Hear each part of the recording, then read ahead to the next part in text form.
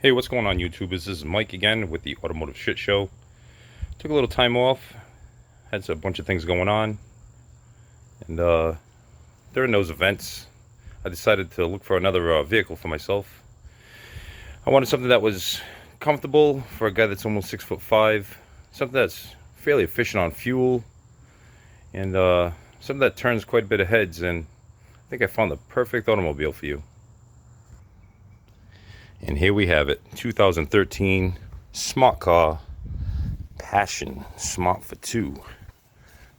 Now you say, that isn't a car that's built for a guy that's 6'5", and I'll prove you wrong. This is quite a luxury automobile. Plenty of interior space inside this thing. A little over 40 miles to the gallon.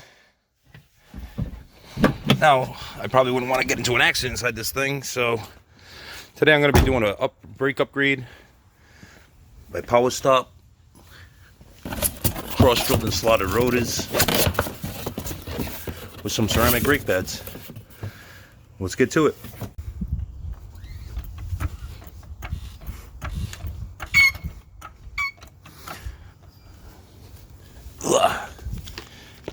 Now these brake pads are on here. We're made of the finest Chinesium. Every 2 days, rails will be black.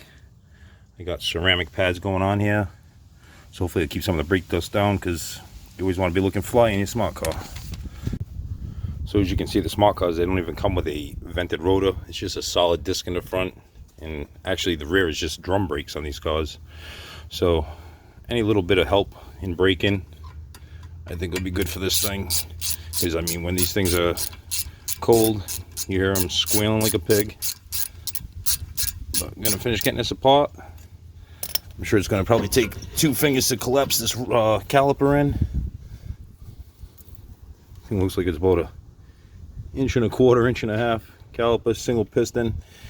These definitely aren't Brembos. These are more like Broke Bros. Caliper is off. Bracket is off.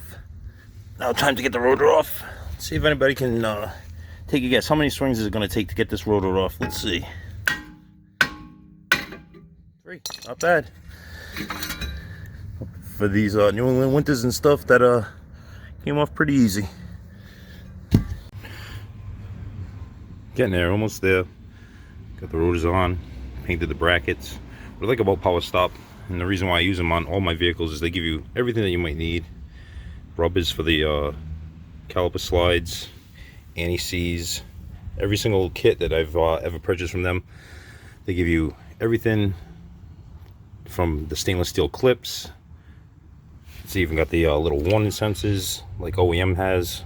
So they are, for the price, I mean, I paid $140 for cross-drill slotted rotors and ceramic pads, and to me it's the best kit that you can get out there for any of application. There we go.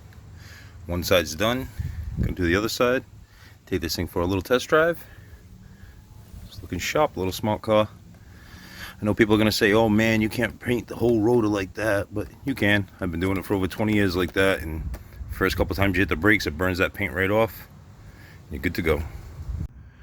So while I was at it, I figured I'd pull the rear wheels off and the brake drums. Just check those. Brake shoes look good. I'll just clean them, give them a little adjustment. Be back on the road. All right, we're taking Karen for a little test drive here. See how the brakes feel. Can't feel any worse than they did. Thing had a brake pulsation, and the front brakes were squealing like crazy. So everything feels good. We'll run them through a couple of heat cycles. Just check and see how they look. The wear. That's why I like to leave the black paint on there, so you can check and see how the pads are breaking into the rotors. So check back in a few minutes. There you go. Just went for a quick little ride around the block. You already see how everything's starting to break in. Paint up the calipers and the brackets. My Broke Bro brakes are all done.